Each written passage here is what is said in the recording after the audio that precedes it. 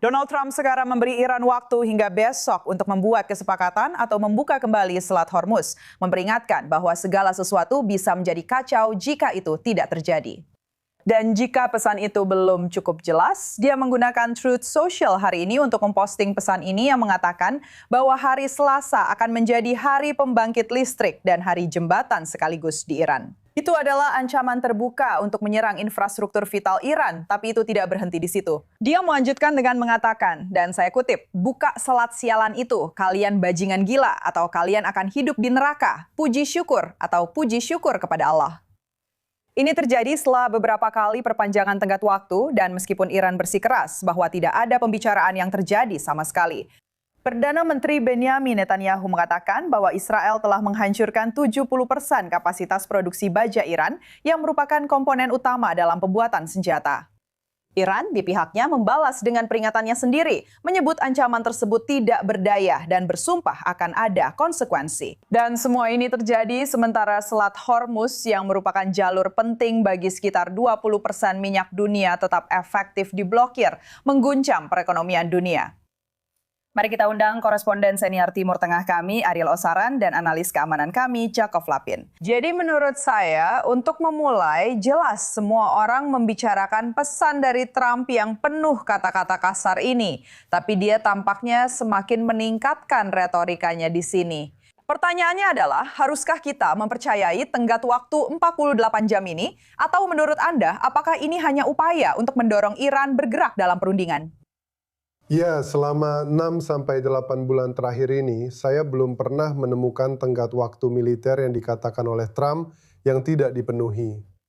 Mungkin ada 1 atau 2 pengecualian. Yakov di sini bisa mengkoreksi saya, tapi sejauh yang saya tahu. Dalam menyatakan ultimatum militer, Trump telah menepati ultimatum-ultimatum tersebut. Kita melihat itu dalam perang 12 hari. Dia bilang 60 hari, pada hari ke-61 ada serangan. Kita juga melihat itu di Venezuela. Kita juga melihat itu menjelang perang di sini. Dan bahkan selama perang, ada ultimatum-ultimatum yang dia sampaikan dan dipenuhi. Jadi ketika kita melihat retorika yang semakin meningkat seperti ini, kita melihat bahwa Trump memang berniat untuk menyerang. Lalu dia menyingkirkan niat itu untuk memberi kesempatan pada diplomasi. Dan dia menyaksikan apa yang kita semua saksikan, yaitu semakin beraninya, semakin radikalnya, dan rezim baru yang keras kepala, atau bisa kita katakan rezim yang semakin radikal, unsur-unsur yang bertahan dan kini mengambil tanggung jawab di Iran. Dan mereka tidak hanya tidak setuju dengan poin-poin negosiasinya, tapi mereka bahkan menaikkan harga yang harus dibayar, setidaknya dari sudut pandang mereka. Jadi menurut saya kemarahan ini menunjukkan tanda-tanda frustrasi dari Presiden Trump. Tapi juga fakta bahwa dia memberi Iran perpanjangan tenggat waktu untuk memberi kesempatan pada diplomasi. Dia mengatakan bahwa itu tidak berhasil. Jadi kemungkinan besar dia akan memilih opsi militer. Benar, kamu tahu, sekarang aku ingin beralih ke kamu, Yakov, terkait dengan apa artinya jika kita benar-benar melihat infrastruktur energi Iran diserang, seperti pembangkit listrik, jembatan. Jelas ini akan berdampak pada warga sipil. Kita tahu bahwa ada harapan besar di Amerika Serikat dan juga Israel bahwa warga sipil akan bangkit melawan rezim. Dan pertanyaannya adalah apakah hal seperti itu akan menghambat hal tersebut atau tidak. Tapi bagaimana kita bisa mengharapkan Iran merespons pada titik ini? Apa saja targetnya?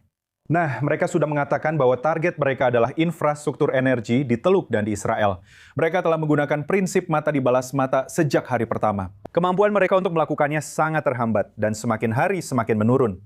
Tapi itulah ancaman yang mereka lontarkan. Sekarang, hal yang menarik adalah kita sudah mulai melihat pergeseran serangan ke arah ini. Ketika kita melihat serangan terhadap fasilitas petrokimia di Iran Barat Daya. Dan hari ini kita baru saja mendapat kabar bahwa pada hari Jumat, Kepala Komando Minyak IRGC, yang pada dasarnya adalah cara IRGC mendanai semua kegiatannya. Miliaran dolar pendapatan minyak masuk dan digunakan untuk membangun rudal balistik dan drone, lalu menembakkannya ke Israel dan negara-negara Teluk. Dia telah dibunuh.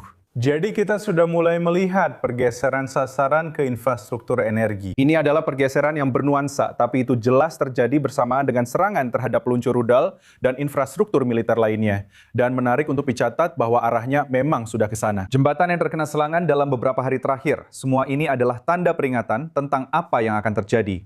Dan menurut saya, pertanyaan lainnya adalah, jalan keluar seperti apa yang diinginkan Trump.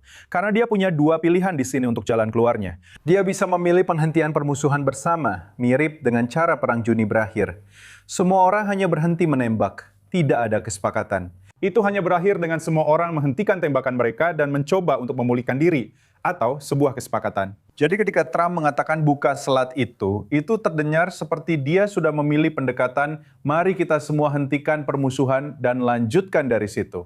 Itu terdengar seperti tujuan yang sebenarnya tidak dia kejar, yang merupakan tujuan yang jauh lebih sederhana daripada tujuan yang membutuhkan kesepakatan penuh.